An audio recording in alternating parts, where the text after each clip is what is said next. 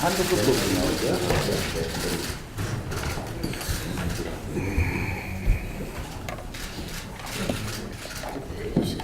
추미애 당대표의 속죄선언으로 더불어민주당 제196자 최고위원회의를 속개하겠습니다.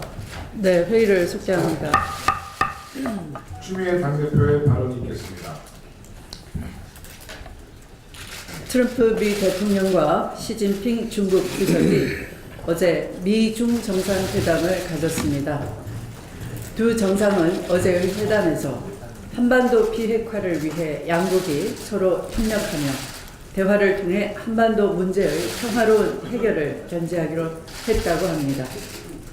이는 문재인 대통령과 트럼프 미 대통령의 한미 정상회담에서 확인된 북한 핵 문제의 평화적 해결 원칙이 미중 정상회담에서도 다시 한번 확인된 것이라 하겠습니다. 바야흐로 한반도 비핵화와 동북아 평화를 위한 다자간 협조 체제가 본격 가동되기 시작되었다 하겠습니다. 한편 문재인 대통령은 어제 인도네시아에서 2020년까지 아세안과의 교육 규모를 중국 수준인 2천억 달러까지 확대시켜 한반도 주변 4강 국가 수준으로 아세안과의 전략적 중요성을 격상시키겠다는 신남방 정책을 선언하였습니다. 그동안 미국과 중국에 집중되었던 우리 외교 통상 정책의 지평을 아세안까지 넓히겠다는 문재인 정부의 전략적 의지가 발현된 것이라 하겠습니다.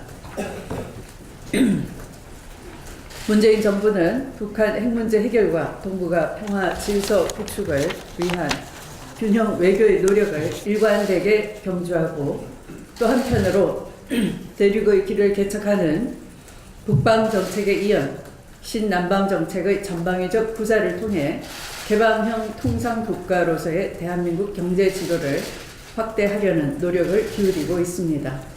더불어민주당은 문재인 정부의 평화와 경제를 위한 노력을 최선을 다해 뒷받침할 것입니다.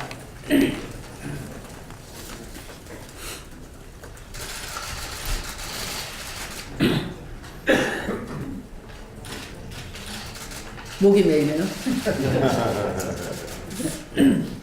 대통령이 너무 잘해주셔서 목이 메입니다. 이명박 전 대통령의 댓글 공작 개입을 인정하는 진술이 김관진 전 장관으로부터 나왔다고 합니다. 국방부의 대통령 지시사항 전달 문건을 통해 이명박 대통령이 2010년 사이버사 인력 확대를 직접 지시한 것으로 밝혀진 바도 있지만 이번에 김관진 당시의 국방부 장관에 의해 그러한 사실이 인정된 것은 이제 국군 사이버 사령부의 댓글 공작 사건 수사가 새로운 국면으로 접어들었음을 의미하는 것입니다. 이것은 국군이 국가의 예산을 투입해서 대통령의 지시를 받아 사회 관계망 서비스를 치밀하게 관리하고 국민 여론을 거짓으로 조작한 국기문란 헌정질서 유린 사건인 것입니다. 이명박 정권이 국정원과 국군사이버사령부 등 국가정보기관을 동원해 여론 조작과 정치 공작을 폈다는 의혹을 규명하기 위한 각계각층의 다양한 노력이 전개되었음에도 그 실체가 제대로 규명되지 못했으나 마침내 그 실체가 이제 밝혀지고 있는 것입니다. 그런데 이명박 대통령의 반응이 참으로 이해하기 어렵습니다. 사욕과 탐욕으로 나라의 미래를 망친 분이 나라가 과거에 발목 잡혔다라고 한다는 것은 이 어려운 상황에서 염치조차 없는 것이라 할 것입니다. 전직 대통령으로서 지금이라도 뉘우치고 나라의 미래를 위해서 솔직하게 고해성사하는 것이 먼저일 것입니다.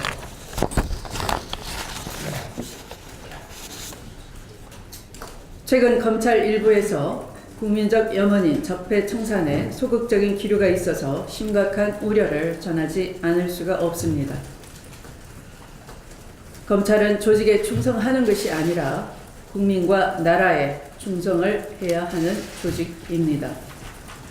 적폐청산과 새로운 대한민국을 만들어가는 대장정에서 검찰의 조직 이기주의는 설 곳이 없다는 점을 분명히 밝힙니다. 우리 국민은 국정농단을 저지른 대통령과 그 세력들을 파면시켰고 지금도 압도적인 지지로 적폐청산을 요구하고 있는 것입니다. 따라서 적폐청산에 대한 어떠한 저항이나 반발도 우리 국민들은 결코 용납하지 않을 것입니다.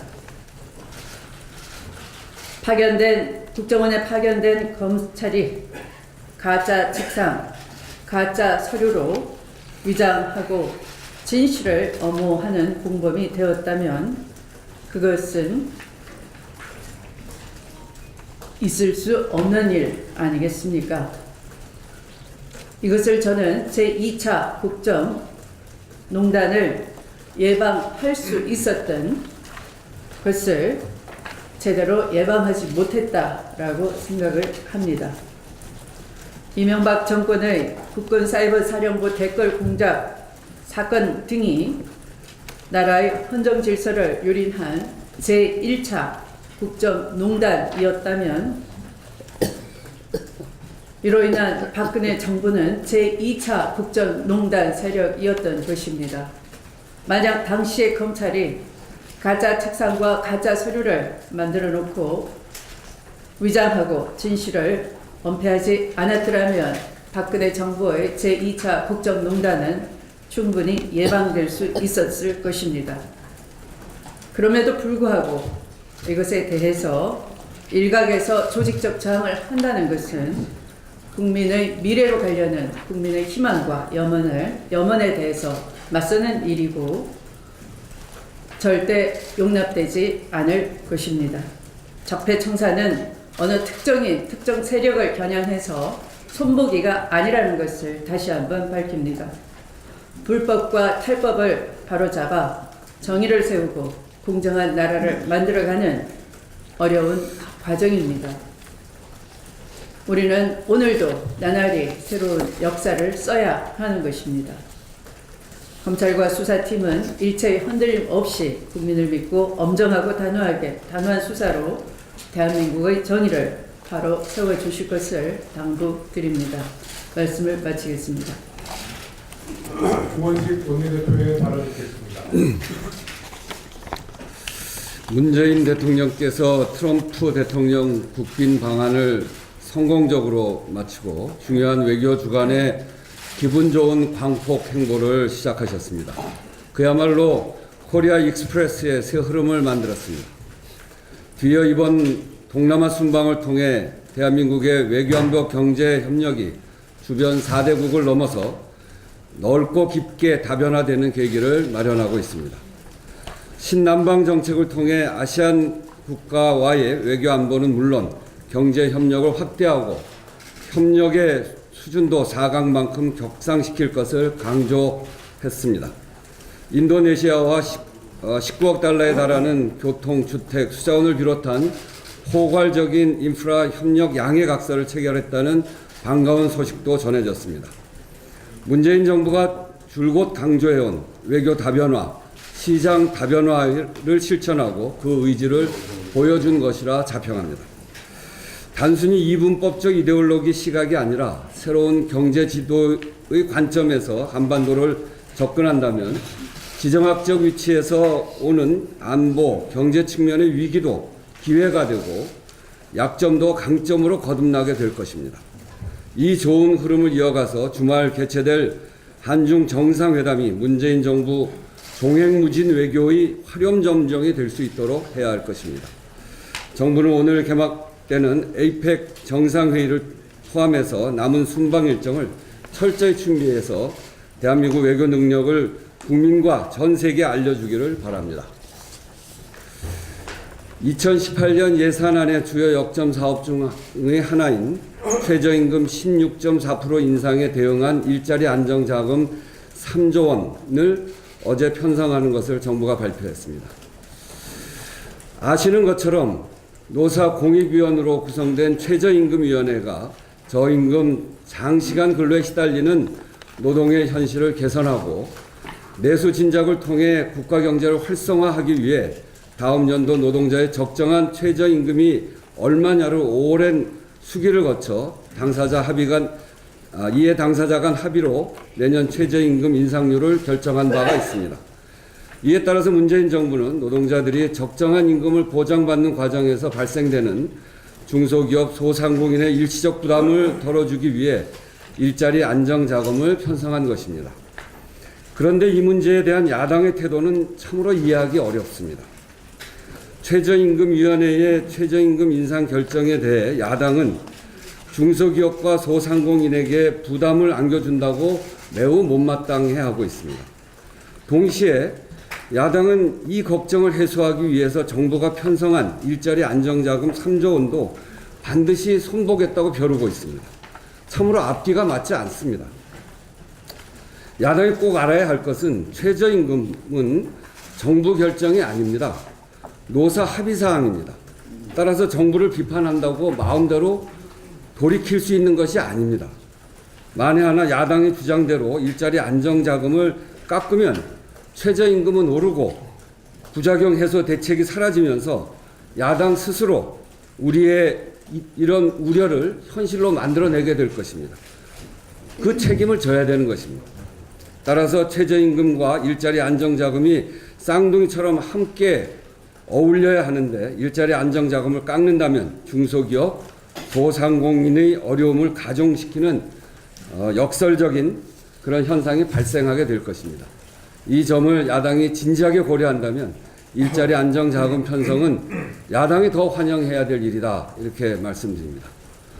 여당은 혹시 정부의 일자리 안정자금 설계와 계획이 꼼꼼히 살펴서 혹시 문제가 있다면 이를 개선하기 위해서 얼마든지 야당의 의견을 수용하겠습니다. 부디 야당의 신중하고 현명한 선택을 기대하겠습니다. 유남석 후보자에 대한 인사청문 경과 보고서가 어제 법사위에서 채택됐습니다.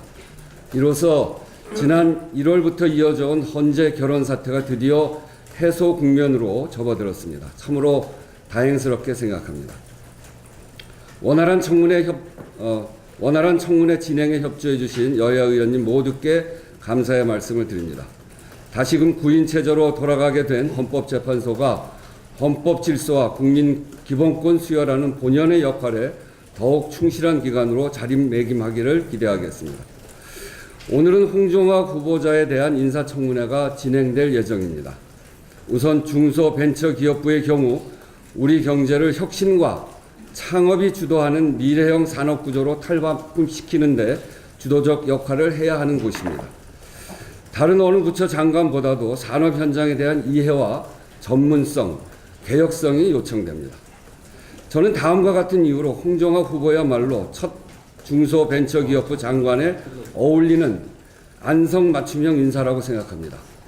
그 첫째는 홍 후보자는 학계와 시민단체에서 활동하며 꾸준히 재벌 중심 구조를 개혁하고 중소기업이 함께 살아갈 수 있는 공정한 경제구조를 만들기 위해 연구와 활동을 해왔던 분입니다.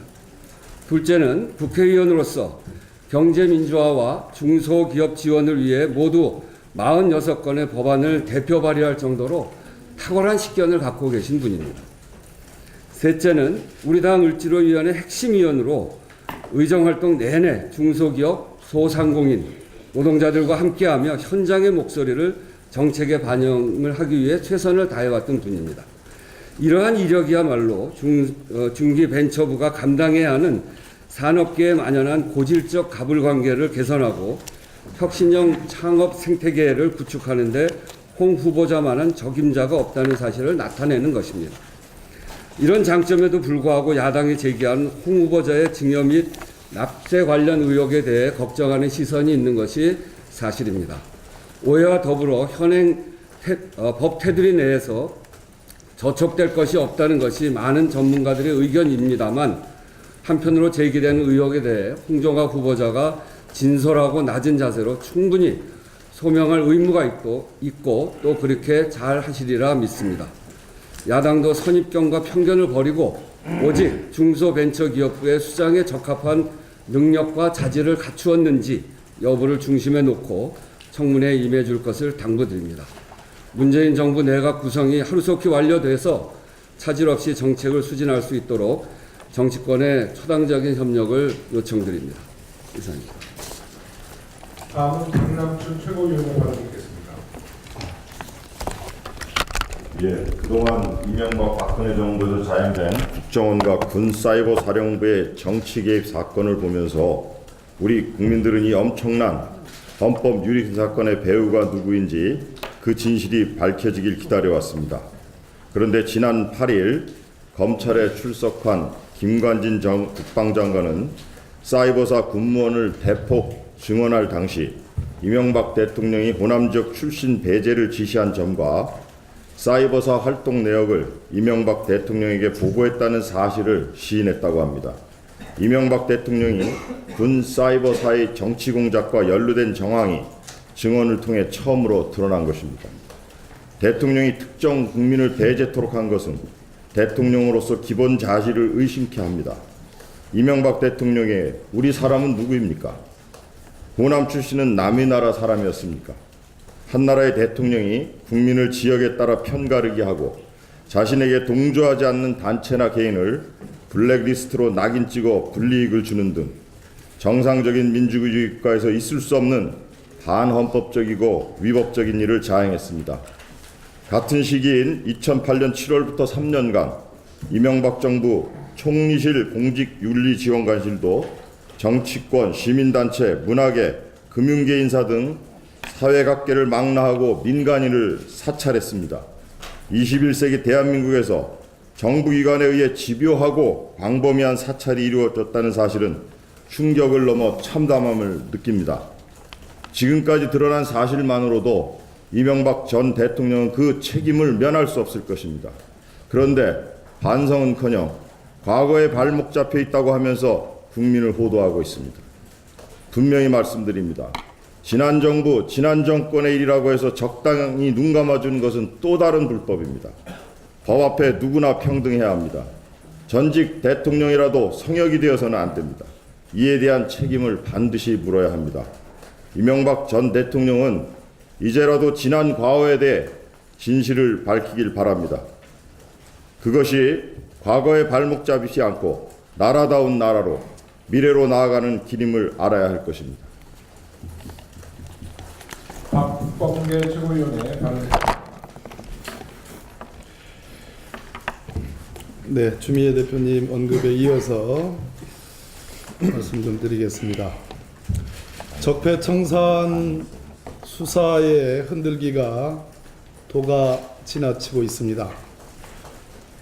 서울중앙지검을 중심으로 한 적폐청산 수사가 이제 정점으로 치닫고 있습니다.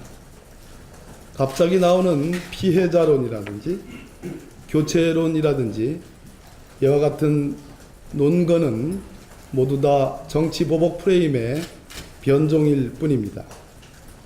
더 이상 수사하지 말라는 얘기입니다. 지금껏 법원의 판단을 받아 영장이 발부되고 기소된 적폐청산 수사의 정당성을 훼손하는 일입니다. 현 수사팀은 원칙과 기준을 갖고 적폐청산 수사에 더욱 매진할 필요가 있습니다. 그것은 지난 2013년도 국정원 댓글 사건 원세훈 수사 재판에 이은 그 수사 기록의 방대함과 전문성에 비추어서 이것을 수사팀을 교체한다면 결국은 수사하지 말라는 얘기입니다. 이 전문성이 하루아침에 만들어지는 것이 아닙니다. 지난 4년 동안 갈고 닦은 그 노하우에 의해서 지금 이루어지고 있는 수사 결과다. 이 점을 강조드립니다.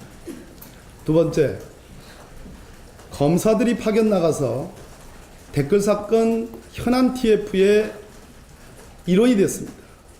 정식 멤버가 됐습니다. 법치주의를 지켜야 되고 정의를 실현해야 될 검사들이 불법에 날개를 달아주는 일을 했습니다. 박근혜 국정농단과 뭐가 다릅니까?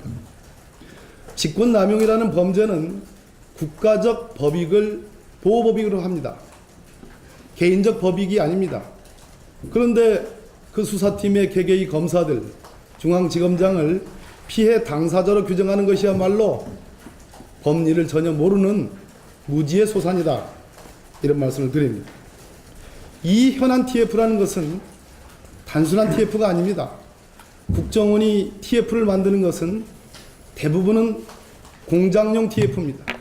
그것은 국가 안보를 위한 그러한 TF도 있을 수 있겠으나 이 댓글 사건 TF는 정치 공작 TF였습니다. 우리 일선의 많은 검사들이 과연 국정원에 파견 나간 이러한 중간 간부급의 검사들이 단순한 법률 자문을 넘어서 현안 TF의 정규 멤버였고 돌아온 뒤에도 양지회의 특별회원, 비공개 비밀로 붙여진 그 특별회원의 대접을 받았다는 것에 대해서 우리 일선 검사들이 동의하는지 묻지 않을 수 없습니다. 또 하나, 왜 참으로 애석하고 애통할 일입니다. 저하고 동기간입니다. 그러나 왜 검사의 죽음만 이렇게 부각되는 겁니까? 그 TF에 있던 국정원 직원 정모 변호사의 죽음은 왜 조명받지 않습니까? 이 정모 변호사는 지금 수사팀에 적극 수사에 협조한 인물입니다. 관련 자료를 충분히 자세히 가져오겠다고 약속한 인물이 갑자기 죽음에 이르렀습니다. 일부에서 위에서 시킨 일을 검사들이 어떻게 거부할 수 있겠는가라고 반문합니다. 그 위란 누굽니까? 파견 나간 검사들의 조직은 검찰 조직이지 국정원 조직이 아니고 원세훈이 유죄로 나오면 나라가 망하고 그래서 반드시 무죄를 시켜야 된다라고 지시했던 남재준 국정원장의 직원이 아닙니다. 그렇다면 그 위란 자명이 그 당시 검찰 수뇌부라는 논리적 귀결을 얘기하지 않을 수 없습니다. 당시의 법무부 장관, 당시의 검찰총장, 당시의 검찰 수뇌부는 이 파견 나간 검사들이 정말 간 크게도 이 공작 TF에 가담하고 적극 주도하고 심지어 양지의 특별회원으로 특별한 특혜를 누리는 것에 대해서 알고 있었는지 혹은 그 위는 그 검찰 조직의 수뇌부가 아니었는지 명백히 밝혀져야 할 것입니다. 다시 한번 말씀드립니다. 이 적폐청산 수사는 이제 완결 또 정점으로 넘어가고 있는 과정입니다. 피해자론, 교체론 수사하지 말라는 얘기입니다. 정치 보복의 그 프레임에 그거와 다를 바가 없는 그러한 허구임을 분명히 말씀드립니다. 이상입니다. 이계호 최고위원의 발언이 있겠습니다. 네. 더불어민주당 호남 최고위원 이계호입니다. 어제 국회 예결위에서는 지역 SOC 예산과 관련해서 그동안 얘기되어 왔던 호남 홀대론, 경상도 홀대론에 이어서 충청도 홀대론, PK 부대점로까지 나왔다고 합니다. 내년 SOC 예산이 전체적으로 크게 줄어든 데 따른 전국적 현상이라고 생각을 합니다. 그런데 이와 관련해서 국민의당 대표를 비롯해서 국민의당 관계자들의 호남 지역 주민들과 문재인 정부에 대한 이간질이 참으로 도를 넘고 있습니다. 국민의당 황주홍 예결위 간사 등은 어제 기자회견을 갖고 호남권 SOC 격차 해소를 위해서 1조 6천억 원의 예산 증액을 하겠다고 말했습니다. 일단 예산 증액을 위해서 노력을 하겠다는 점에 대해서는 환영을 합니다. 그러나 누차에 걸쳐서 제가 말씀을 드렸습니다마는 반드시 이와 관련해서 사실과 진실을 얘기를 해야 되는 것입니다. 또 국민의당 대표는 어제 호남 고속철 2단계 사업은 3천억 예산을 신청했는데 95%가 깎인 154억만 반영이 됐고, 광주 안도 고속도로 건설 사업도 3천억 신청했는데 85%가 깎였다.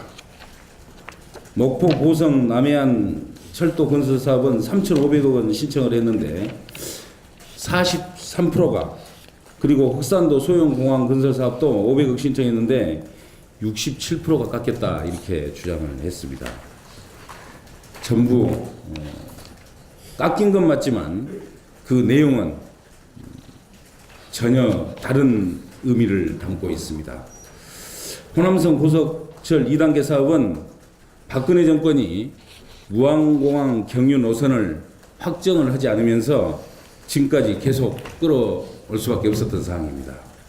예산 이전에 무안공항 경유 노선을 조기에 확정해달라고 건의하고 또 정부에 요구하는 것이 올바른 태도이고 순서라고 할 수 있습니다. 순서라고 할 수 있습니다. 흑산공항 역시 박근혜 정권인 2016년 11월에 환경부 국립공원위원회에서 심의한 결과 보류 결정을 했습니다. 그래서 환경 영향평가 문제를 먼저 해결해야 이 사업의 예산을 확보할 수 있고 또 사업을 추진할 수 있는 것입니다. 목포 보성간 남해안 철도는 금년 1,561억 원에서 내년도 정부 예산 편성안에는 1,999억 원으로 438억 원이 분명히 증액이 돼서 편성이 되어 있습니다. 광주 안도간 고속도로도 사정이 다 있습니다. 올해 880억 원에서 내년에 455억 원으로 425억 원이 감액된 것은 사실입니다. 그렇지만은 금년 현재 도로공사 매칭 사업비 640억 원이 2월이 되어서 내년 예산은 편성된 정부 예산을 포함하면 무려 1,300억 원에 이를 전망입니다. 또 국민의당 대표는 어제 전남도청과 전남도민이 무작정 왕창 예산 건의를 했다고 생각하지 않는다고 말을 했습니다. 직전 전남지사였던 이낙연 총리가 무작정 왕창 예산 건의를 했겠느냐, 이렇게 또 반문을 했습니다. 되묻고 싶습니다. 왕창 신청을 했기 때문에 예산을 왕창 반영하지 않으면 모두 푸대접입니까? 어제 국민의당에서는 문재인 정부가 2018년 SOC 예산을 20% 삭감하면서 호남 주요 SOC 예산을 대폭 삭감했다고 이미 말씀을 드린 것처럼 말했습니다. 전국 예산이 20% 삭감이 되었다면 호남 예산은 몇 프로가 삭감되었는지 분명히 밝혀야 합니다. 전국 평균 예산 삭감률보다 적게 호남 예산이 삭감되었기 때문에 그 숫자를 밝히지 않고 있습니다. 대폭 삭감되었다, 이러한 식의 오해를 불러일으킬 표현해서는 안 됩니다. 분명히 이는 문재인 정부와 호남 지역민들을 이간질시키는 그러한 처사라고 말하지 않을 수 없습니다.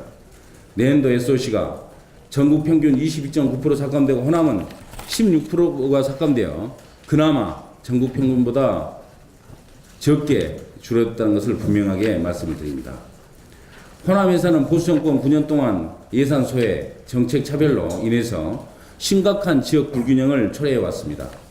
따라서 특별한 증액이 필요하다는 것에 대해서는 저 역시 동의를 하고 있습니다. 그러나 사업에 대한 합리적 예산 반영에 대해서는 전혀 언급치 않고 신청액을 3천억 원 했는데 반영은 154억이기 때문에 95%가 깎였다는 식으로 혹세무민하는 행위를 더 이상 해서는 안 됩니다.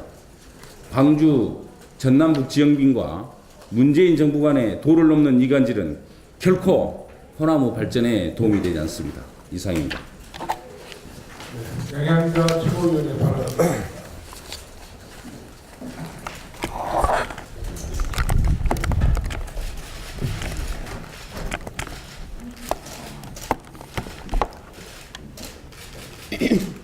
요즘 야당의 모습을 보면서 톨스토이가 쓴 안나 카레니나의 유명한 구절, 행복한 가정은 다 비슷하지만 불행한 가정은 다 다른 사정으로 불행하다가 떠오릅니다. 대선에서 패배하면 그 후유증으로 깊은 내용을 겪는 것은 어쩔 수 없습니다. 야당마다 사정은 다르지만 갈등 수위가 심상치 않습니다. 이런 상황이 계속되는 것은 국가적 손해입니다. 정당이 안정되어야 정치가 안정되고 국민이 안정되기 때문입니다.